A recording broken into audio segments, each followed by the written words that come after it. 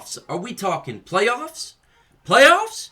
We're just trying to get a first down here in Detroit. And in this video, we're going to do a little bit of injury updates to Matthew Stafford, Kenny Galladay, Deandre Swift, Teddy Bridgewater, and what it means for the Detroit Lions versus the Carolina Panthers. We're going to do keys to victory. What do the Detroit Lions need to do to get that W on Sunday, and playoff chances if or if not the Detroit Lions win and or lose. And this is the Detroit Lions update with Micro Mike. It's LeGarrette Blount here, man, 3-time Super Bowl champion. I just want to give you a shout out to the YouTube channel, Micro Mike, man. Eddie Murray, former Detroit Lion. Make sure you watch Micro Mike on YouTube. Calvin Johnson Jr. here, a.k.a. Megatron. Big shout out to Micro Mike and the YouTube channel, man. Keep on talking everything Detroit Lions, and I just got to remind you, man, happy wife, happy life.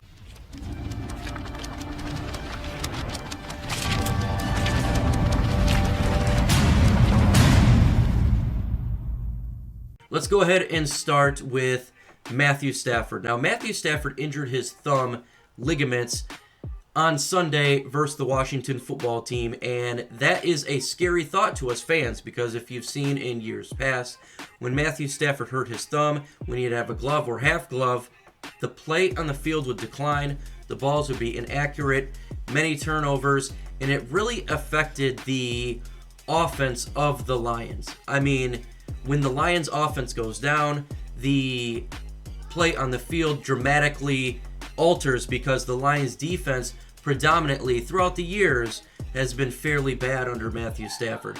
Why is this something I may not be too worried about? Well, when I watched on Sunday versus the Washington football team, I felt like the Lions offense really didn't slow down after Matthew Stafford got injured. Personally, what I thought was he was playing a little bit conservative after the injury, and that is not a bad thing. Because when you got Matthew Stafford, you got good Stafford, and you got bad Stafford. We need Matthew Stafford to be good Stafford. Why don't we want bad Stafford? Because when he's bad, he's inaccurate, he's throwing way over the targets, behind the players, and turning the ball over a lot. Interceptions in the red zone. We don't need that. We don't need interceptions in the red zone. We need him to slow it down a little bit. The Lions can win a game if Matthew Stafford just doesn't turn the ball over a little bit more. So I'm going to be watching this throughout the game, but I am not as worried as maybe some others be. I could be wrong, but let's watch and see how conservative they get due to his injury, and we'll go forward. But me, not too worried. You guys are about to hit an ad break here. Yes, it's annoying. I've said it 100 times. With that said, I gotta pay the bills. I gotta make that money. And ads help me make that money. So while this is going on, leave a comment in the comment section. Are you worried about Matthew Stafford's thumb? Do you think it's going to affect the game? That will be the pinned comment. While this ad takes place, take a moment and write down in the comment section, and maybe I will feature your comment in the comment of the day. So do that while this ad takes place. Let's go ahead and talk about Kenny Galladay's return. Now, Kenny Galladay's return is a big, huge boost for the Lions offense. Kenny Galladay completely changes the offense regarding player separation, big-time plays, contested catches. He is the best playmaker right now for the Detroit Lions, wide receivers and targets on passing downs. He is, no doubt about it, a big-time player for the Lions. If he can play full game and not just be a certain amount of reps, that would be fan-freaking-tastic, and that brings the odds of the Detroit Lions winning the game very, very better. And it's important for the Lions to win this game. It's important to get to 500. Kenny Galladay should be a go. That is absolutely awesome. I know a lot of people thought that he may be downplaying the injury due to the contract. I personally don't believe it. I believe, again, that players are very competitive and they want to play. And I think you're going to see that on Sunday. I think you're going to see him be very competitive, getting the balls and helping the Lions offense have bigger plays and get first downs, and should be good to go. When it comes to Deandre Swift, to me, this is the biggest injury for the Detroit Lions. Deandre Swift needs to be the focal point. The offense needs to be surrounding Deandre Swift. Deandre Swift is amazing. He can hit the hole, even if the hole is not big. I was looking over the film the other day, and just amazing how, even with the hole being slighter, he hits it, beats the defender, gets to the second level. It's amazing. The guy is very talented. He's out the backfield. He can do it all. Deandre Swift is and should be the main piece for Darrell Bevell going forward. With him out, if he's out, it's not 100% sure. A lot of bearing is going to be coming down on Kerryon Johnson and Adrian Peterson, and that's not good. That's not good at all, because I just don't feel they're to that level at all. And Swift brings a different dimension. With that said, can Kerryon Johnson really put in what Swift does? Can he just hold it down for a game if need be for Swift? We shall see. I am hoping. I got my fingers crossed. I am worried about this because I don't want it to be on Matthew Stafford. I want it to be on the run game. Adrian Peterson, can he do enough? Can he come back a little bit and give this Lions a boost? My thinking is no. I don't think it's going to be good enough to bring of what Swift brings. I think it can help. It can do a little bit, but it's not going to bring the dimension of Swift, and that's going to hurt the offense production. And we don't need that for the Detroit Lions. So hopefully everything can go smooth. Hopefully Kerryon Johnson and Peterson, if need be, can just do enough to get by on Sunday till Swift comes back on Thanksgiving. That would be great, and get that W going forward. Let's talk about Teddy Bridgewater. Looks like he's going to be out.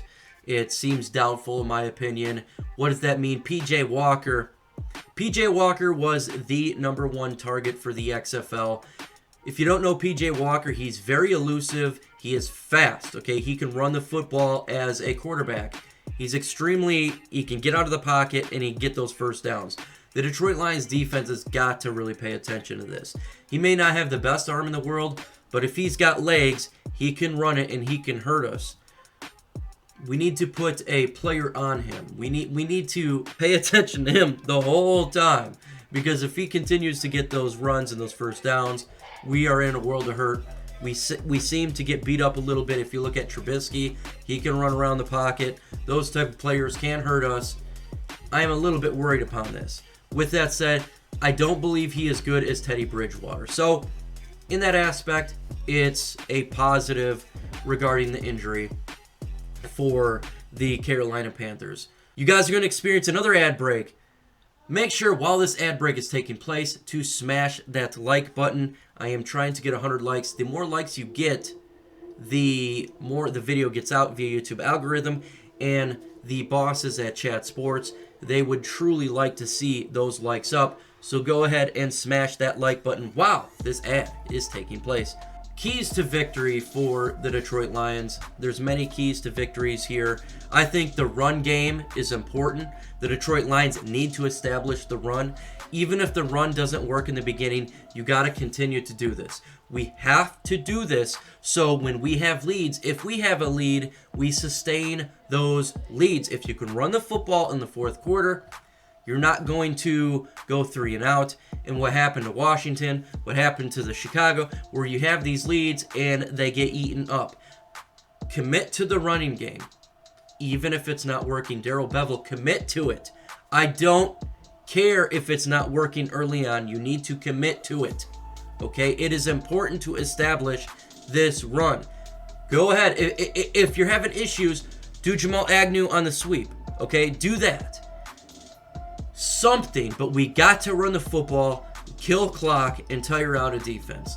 That is a major key to victory for me. Another piece of offense is TJ Hockenson. Get him involved. Get him involved. Throw him the football. He needs to have more than 2 targets. I want to see 7-8 targets in this game to TJ Hockenson. Throw him the football on third down. Throw in the red zone. He catches the football. He is a game changer. He can expose the defense of any team, and he can definitely take on the linebackers for the Carolina Panthers. Get pressure on P.J. Walker. I'm sure him not playing a ton of games, you can turn around and get turnovers. Make him not step in the pocket. Get him uncomfortable to where he needs to get erratic and feel like he's got to put the game on him. Let's do that. You can do that. It is important. It is important for the Detroit Lions to get that pressure from those two, and that's how you get turnovers. Because guess what? When you have a quarterback that's inexperienced as much as he is, we have some safety, we have some cornerbacks that can get turnovers. Turnovers win games. Get pressure with those two. Duplicate what we did for Washington, and you can win the football game. And that leads to the turnover aspect and the cornerbacks and Deron Harmon. Let's get some turnovers here, folks. It's an inexperienced cornerback. The ball is out there. You have a chance to make a big-time play and help out this defense that is bend and sometimes break here, and get a couple turnovers and make a legit dagger time instead of butter time. So we need to get some turnovers. Deron Harmon, I'm looking at you. You the guy that can do it. Let's get it done from the safety aspect. Let's get some turnovers, boys, so we can get a win. A win, what does it mean for the Lions? Well, we'd get back to 500. And getting back to 500 is obviously a big thing. But we need to get a wild card spot if you're looking at it from this aspect. So you got to win Sunday. If you win Sunday, you have a shot. You do have a shot. It is still unlikely, but you do have a shot because on Thursday, the Thanksgiving Day game, you're hosting the Houston Texans. If you defeat the Texans, you have a nice little break until you go to Chicago. And if you can win these 3 games, you do have a legitimate shot to make the postseason because it's a winnable schedule. If you look at the Panthers, if you beat them, you got the Houston Texans, who is winnable, obviously, and the Chicago Bears, who's been on a downfall as of late.